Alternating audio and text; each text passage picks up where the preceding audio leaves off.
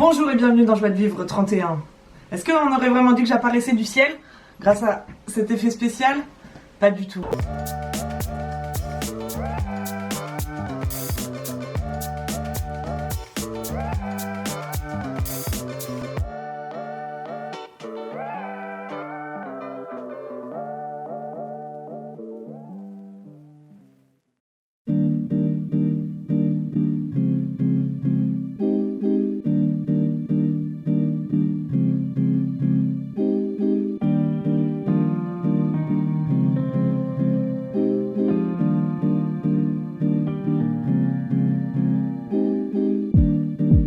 Bonjour et bienvenue dans Joie de Vivre numéro 31, le vlog le plus à l'arrache de France. Est-ce que j'ai la voix d'Annie Girardot? Oui, car je fume 125 cigarettes par jour. Et vous, ça va? Attends, on va faire quelque chose pour mon faciès là. Hop là, ouais, c'est mieux ça, non? Vous ne dormez pas? Essayez le maquillage. Merci d'être là, abonnez-vous à cette chaîne si c'est pas déjà fait. On est bientôt 135 000 personnes possédant la joie de vivre. C'est beau. Et vraiment, abonnez-vous si c'est pas déjà fait, c'est important. Moi, ce que j'aime dans ce vlog, c'est ce que j'aime dans la vie. C'est qu'on sait pas ce qui va se passer. Je sais pas à quoi la vidéo de la semaine elle va ressembler. Et j'aime trop à la fin de la semaine prendre tous mes rushs et dire alors, qu'est-ce qu'on va faire de ça? Quand je vous parle en face cam, bien souvent il s'agit d'improvisation. Je pense que si vous regardez Joie de Vivre depuis un petit moment maintenant, vous voyez que je fais pas des trucs pour les mettre dans le vlog. Je suis vraiment le cours de ma simple vie. Et je trouve que c'est ça qui est cool. Non? Qu'en pensez-vous? Ouais, ouais. Bah oui, on va pas s'excuser d'aimer ce qu'on fait, voilà. Et cette semaine, typiquement, c'est une semaine où il s'est pas passé beaucoup de choses. Elle commençait mal. En fait, j'ai décidé de rester à Berlin alors que mes amis partaient. Et comme à chaque fois que je me dis je vais partir en voyage seule, je me dis ça va être trop bien. Et après, je suis là, non, j'ai pas d'amis. Et c'est trop bizarre d'être seule dans une ville où t'as rien à faire. J'ai l'impression que tous les gens me regardaient et se disaient mais qu'est-ce qu'elle fait toute seule dans cette ville où elle n'a rien à faire? Elle est vraiment très bizarre cette dame. Alors que vraiment tout le monde s'en foutait, hein. Et le premier jour seul, j'ai vraiment badé. J'ai bien goûté mon seum. Et le lendemain matin, j'ai dit non, hop, switchons de point de vue. Qu'est-ce que t'as envie de faire? Kiffe ta vie, ma vieille. Et j'ai fait tout ce que j'avais envie de faire. Lire dans des parcs, bouffer toutes les 2 heures, faire les friperies, me balader, prendre des photos que j'ai mis en story Insta, suivez-moi. J'ai presque pas filmé pour le vlog parce que j'étais trop dans ma contemplation et d'en prendre des photos et d'entrer. Et j'ai trop kiffé et à la fin de ces 2 jours, j'ai kiffé trop ma solitude. C'était trop bien d'avoir le temps de s'immerger dans l'ambiance de la ville et d'avoir rien à faire, c'était parfait.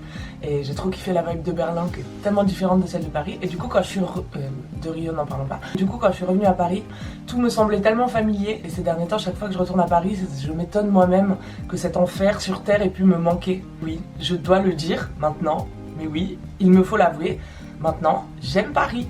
Au début, j'aimais pas du tout Paris. Je me focalisais sur les aspects négatifs de cette ville qui est surpeuplée, bruyante, de la misère noire à tous les coins de rue. Et je suis partie de Paris au bout de 2 ans parce que c'était trop. Et en revenant, en me focalisant sur le positif, et bah finalement, ça passe. Je veux dire, les aspects négatifs n'ont pas disparu, mais il y a quand même des aspects positifs. Et après, voilà, c'est une question d'où on met son point de vue, tu vois. Et ça m'a fait pareil quand j'ai fait mes études à Grenoble. Au début j'étais là, non, pourquoi je suis pas allée à Lyon? Grenoble c'est de la merde.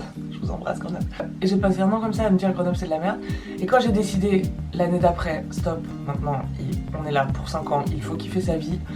Et bah tout a changé. Je me suis fait des potes et tu vois, quand ton point de vue il change, tout change. Et je veux pas dire que il faut jamais ressentir aucune émotion négative ou pas avoir de pensée négative. C'est la vie d'avoir des émotions et des pensées négatives. Mais on a quand même une part de contrôle quoi, de nos pensées, de notre état d'esprit. Et quand on change d'état d'esprit, ça change notre expérience quoi. Est-ce que j'enfonce des portes ouvertes? Je sais pas. Et voilà, et maintenant j'ai tellement de souvenirs dans Paris et dans Grenoble. C'est même plus objectivement ce que sont ces villes qui est important pour moi, mais c'est ce qu'elles représentent, c'est les choses que tu y as vécues, les souvenirs, les relations que tu y as faites. Donc moi je suis pas pour l'objectivité.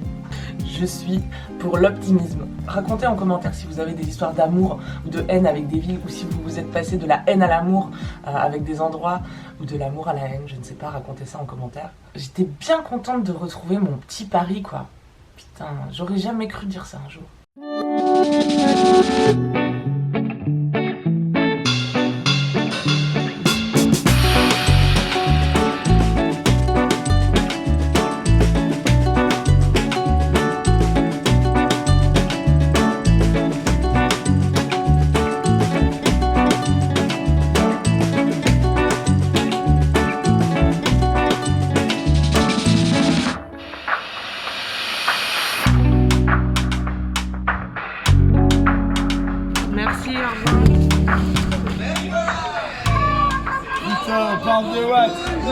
par exemple. Bolos, vas-y, tu me fais chier.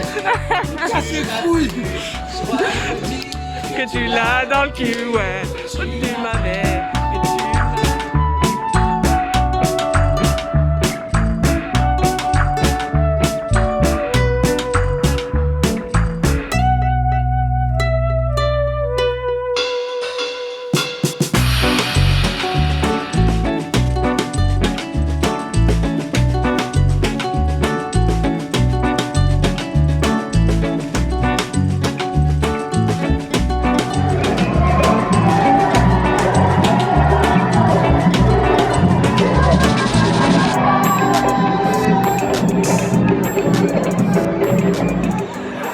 Bonjour, aujourd'hui j'ai une nouvelle copine, peut-être la connaissez-vous? Coucou. Je me suis tapé en faisant coucou. Je viens tout juste de lancer ma chaîne YouTube et je fais des vlogs tout comme Camille. Et tu continues les vidéos avec Camille aussi? Oui. Trop bien, mais je mettrai le lien de ta chaîne dans la description. Bisous. Merci.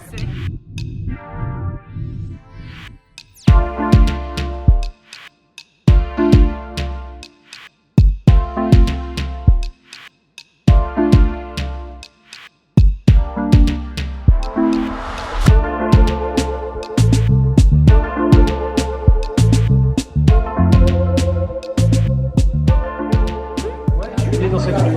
Ah, c'est vrai? Un vrai gars du 20e alors. Exactement. Vous êtes une bonne interview. Moi j'adore le 20e. D'accord, mais c'est très bien. C'est un des plus beaux quartiers de Paris. Mon père était maçon. Il est arrivé de Tunisie en 56. On lui a proposé de venir travailler en France car il avait besoin de main-d'œuvre. Il travaillait au bas du jardin de Belleville. Et la première porte qu'il a poussée quand il est arrivé dans ce quartier, c'est ce bistrot. En vieillissant, il avait dans la tête toujours d'acheter ce bistrot. Donc en 88, malheureusement, il est décédé, il n'a pas pu l'acheter. J'ai dit, si un jour je pourrais le racheter, ce bistrot, je le rachèterai. Et c'est venu plus vite que prévu. Il fallait créer un concept, il fallait créer quelque chose. Et j'ai décidé de créer un bistrot chantant. On a commencé à faire venir des artistes.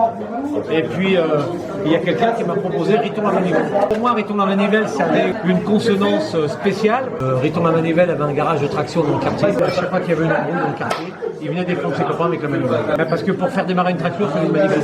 Et quand on m'a proposé de faire jouer Riton la Manivelle dans ce bistrot, tout de suite ça a fait tilt. Et j'ai dit, tu viens tout de suite, t'es chez toi ici, tu fais comme tu veux. 30 ans plus tard. 30 ans plus tard, il est encore là. Vous voyez, donc, Et vous aussi. et vous aussi. Riton, attention, c'est pas que Riton, mais de l'autre, je parle. L'autre aujourd'hui, il mange des pissenlits par la racine. Voilà. C'est vraiment beaucoup trop bien les jeux d'Iriton. Qu'est-ce que t'aimes dans les jeux d'Iriton? Ouais, j'aime bien parce que ça nous fait un peu chanter notre quotidien, oublier la misère d'être tout seul sur le chemin. C'est le Paris d'avant qui refleurit dans les assiettes et à côté du Pepper's. Ok. On avait bien commencé. Ouais, ça partait pas mal et puis... C'est drôle, mais ça c'est mon problème.